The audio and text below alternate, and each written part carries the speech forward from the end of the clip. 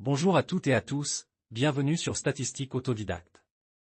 Avant d'aborder les paramètres de dispersion, rappelons brièvement ce que nous avons déjà étudié dans les deux présentations précédentes.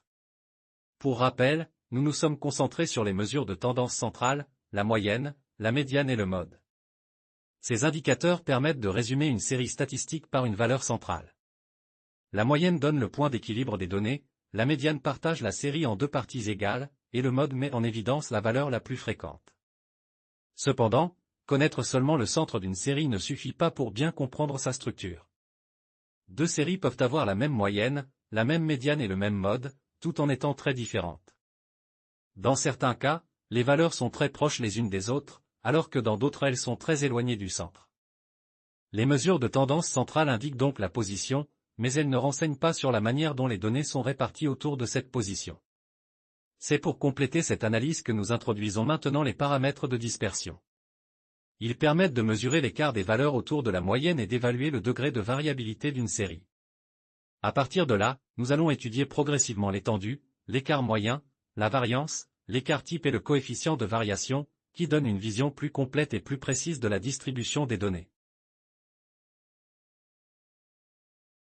L'étendue est une mesure simple de la dispersion qui correspond à la différence entre la valeur maximale et la valeur minimale d'une série statistique.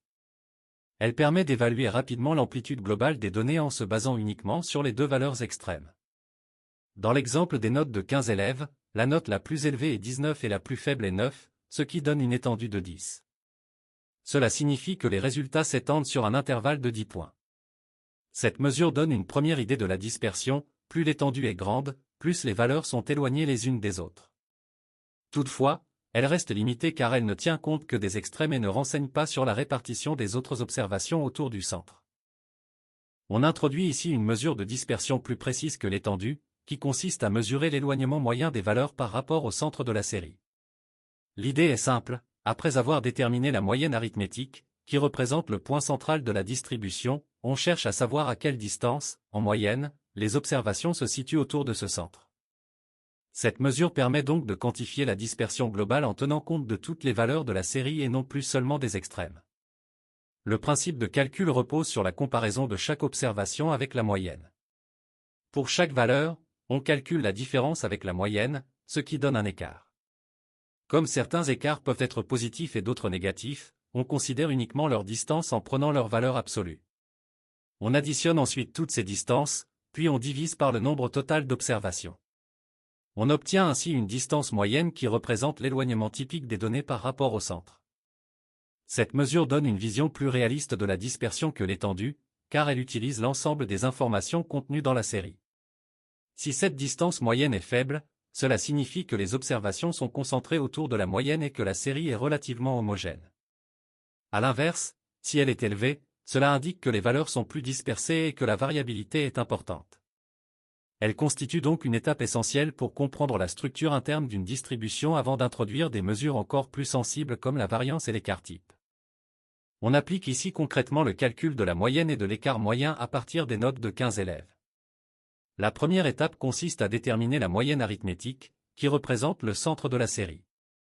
Pour cela, on additionne toutes les notes, ce qui donne une somme totale de 203, puis on divise par le nombre d'élèves, soit 15. On obtient ainsi une moyenne d'environ 13,53, que l'on peut arrondir à 13,5. Cette valeur correspond au niveau moyen général des élèves et sert de référence pour mesurer l'éloignement des notes. On passe ensuite au calcul de l'écart moyen. Le principe est de comparer chaque note à la moyenne pour mesurer la distance qui les sépare. On calcule donc, pour chaque élève, la différence entre sa note et 13,5, puis on prend la valeur absolue afin d'obtenir uniquement une distance positive. On répète cette opération pour toutes les notes, puis on additionne ces écarts. La somme obtenue est de 41,6. Pour obtenir l'écart moyen, on divise cette valeur par 15, ce qui donne environ 2,77. Cela signifie que, en moyenne, les notes s'éloignent d'environ 2,77 points autour de la moyenne générale, ce qui donne une idée claire du niveau de dispersion des résultats. Introduisons une extension naturelle de l'écart moyen lorsque les données ne sont plus observées individuellement, mais regroupées sous forme d'effectifs. L'idée reste la même, mesurer à quel point les valeurs s'éloignent, en moyenne, du centre de la distribution. Cependant, au lieu de considérer chaque observation séparément, on tient compte du fait que certaines valeurs apparaissent plusieurs fois.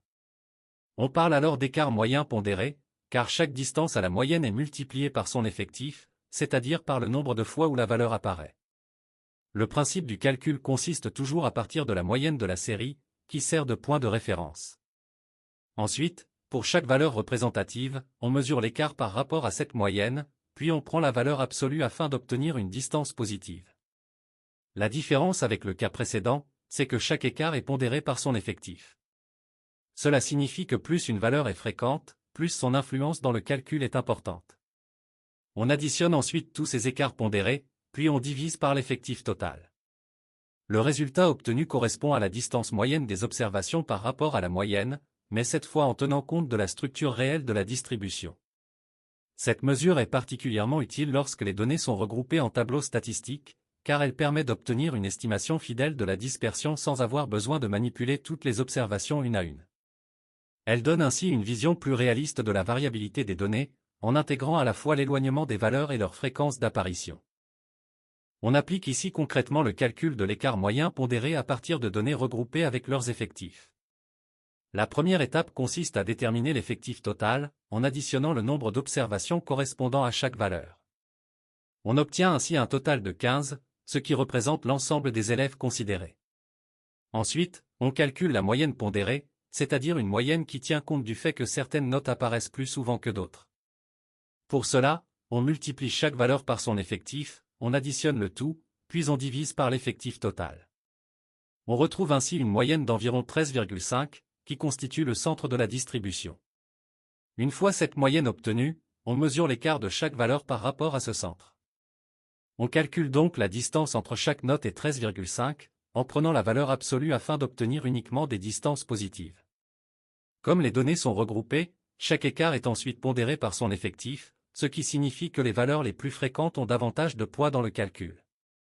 On additionne tous ces écarts pondérés, ce qui donne une somme totale de 41,6. Enfin, on divise par l'effectif total, soit 15, pour obtenir l'écart moyen pondéré.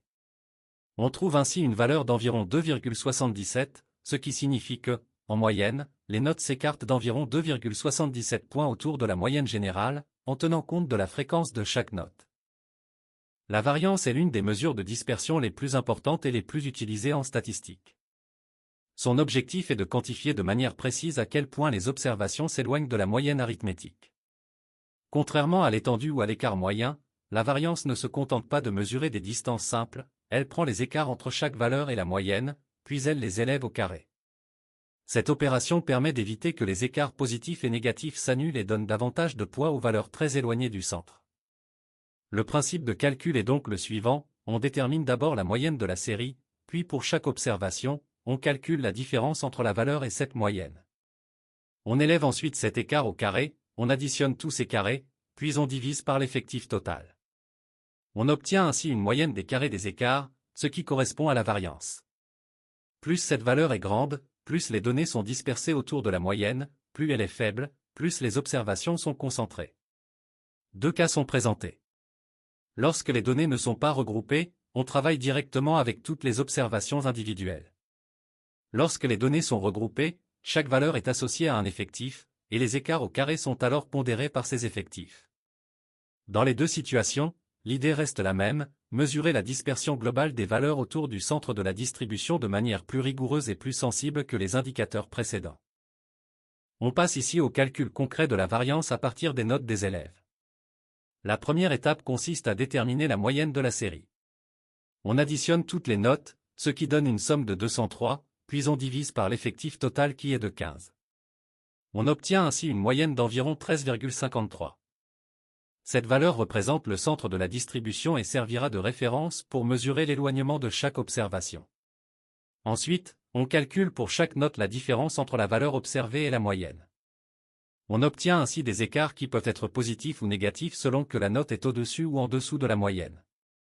Pour mesurer correctement la dispersion, on élève ensuite chacun de ces écarts au carré. Cela permet d'éviter les compensations entre valeurs positives et négatives et de donner plus d'importance aux écarts les plus grands. On additionne alors tous ces carrés d'écart, ce qui donne une somme d'environ 139,73. Enfin, on divise ce total par le nombre d'observations, soit 15. On obtient ainsi une variance d'environ 9,32. Cette valeur traduit le niveau global de dispersion des notes autour de la moyenne. Plus elle est élevée, plus les résultats sont étalés, et plus elle est faible, plus les notes sont concentrées autour du niveau moyen. On présente ici le calcul de la variance dans le cas de données regroupées avec des effectifs. On part d'un tableau de notes où chaque valeur apparaît un certain nombre de fois. La première étape consiste à déterminer l'effectif total en additionnant tous les effectifs, ce qui donne 15. Ce total représente l'ensemble des observations et servira de base pour le calcul.